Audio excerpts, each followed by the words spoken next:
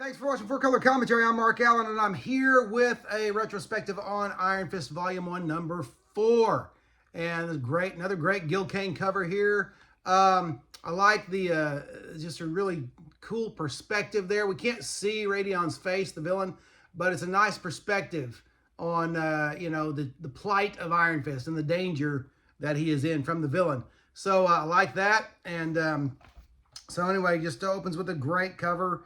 And this is just a really good battle issue. And it, you know, again, I sound like a broken record on this, but I love seeing an artist, you know, come into his own and improve issue by issue.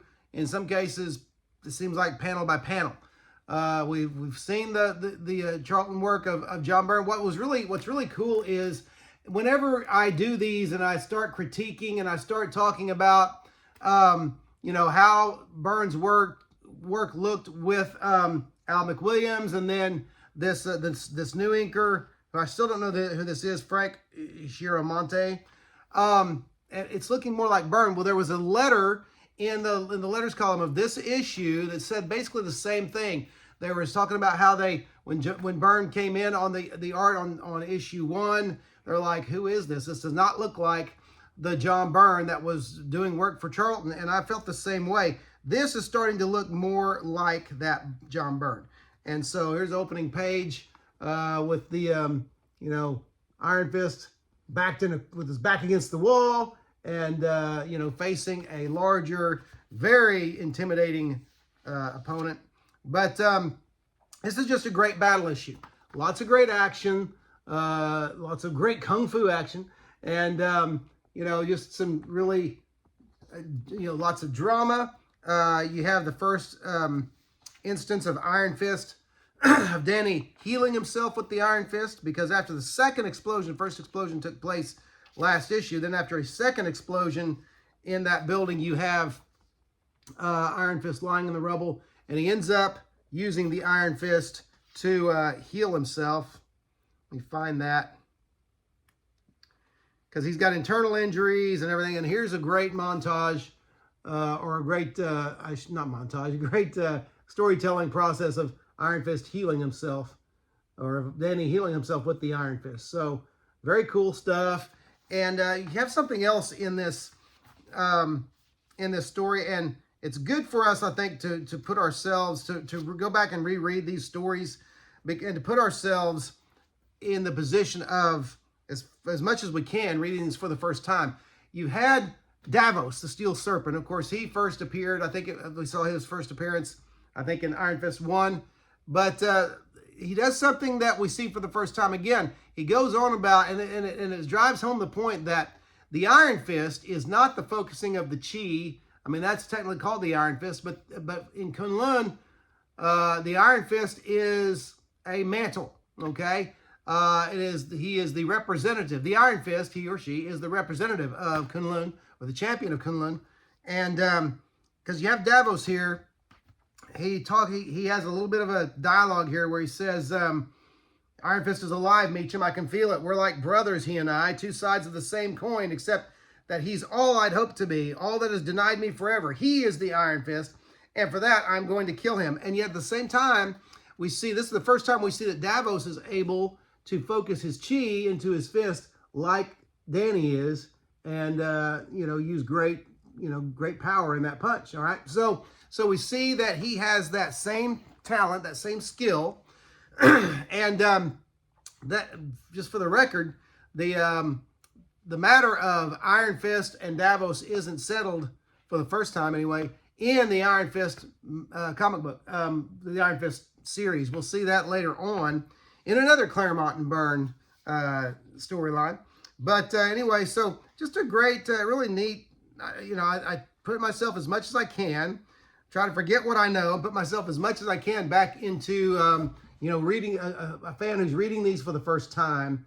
And it's really cool. It's really neat, because I have to think that readers at the time were going, wow, Davos just manifested the Iron Fist, you know? And I thought only Danny could do that. Why can Davos do that? So anyway, just again, lots of great story, lots of great art, storytelling, you know, and just lots of drama and action. Now, something different about this book that I've never seen before, and it was a mistake at the printer. There's 3 staples. This book actually has 3 staples, 2 near the top, and then 1, you know, a little farther from the bottom than usual.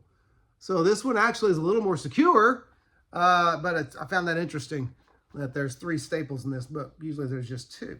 And anyway, so that doesn't, you know, doesn't mean a whole lot, but just something I noticed. I love the ads as well. It's been a long, I haven't done an ad infinitum in a long time, but I love the ads, and I love, this is one of those ads that I love. Even though I have the book, I always love seeing this ad because, again, putting yourself back into the, I can remember as a kid when I first saw this ad, and it wowed me, because even when it came out, I knew, you know, that those 2 were of 2 different comic book companies. I would have been, let's see, this was 1976. I would have been 8 years old. And so Superman versus Spider-Man.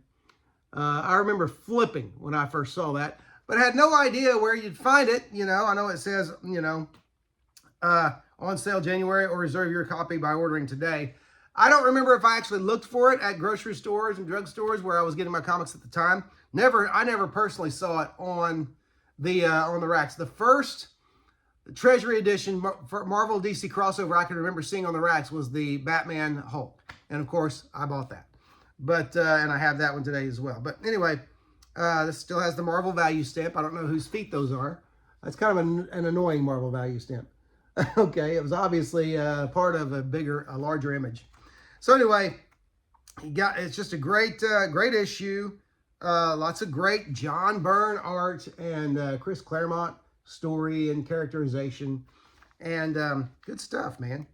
Iron Fist does finally defeat Radion, though he doesn't do it through brute force, and he kind of tricks him into taking a fall. Okay, and but you know, he does it. He defeats him with his mind, and then gets him into a chamber where he can leach the radiation from him and turn him back into his human form. Okay, so very cool stuff. Very cool issue that demonstrates that Iron Fist is more than a kung fu master. He has a brain. Okay, so great stuff. Fun issue, and there you go. But anyway, that's Iron Fist number 4. And as always, if you can find these issues for a decent price, I highly recommend them. They're a great read. Or if you can find them in trade paperback form or even hardback form. Surely they've done a hardback treatment of the Iron Fist series, an omnibus, and that would be worth having, unless by some stretch you can get the whole series for less than the omnibus. Anyway, I doubt you can do that. But anyway, that's it. Hey, listen, if you haven't, don't forget to like, comment, and subscribe to 4-Color Commentary, especially comment. I like to read the comments. I like the discussion. I like the back and forth. And a great deal more people watch these videos than are subscribed. And so I invite you to subscribe. If you're in the habit of watching, go ahead and, you know, subscribe, hit that subscribe button, hit the bell so you can know when I put a new video out. Otherwise, as always, I thank you for watching 4-Color Commentary, and I'll see you next video.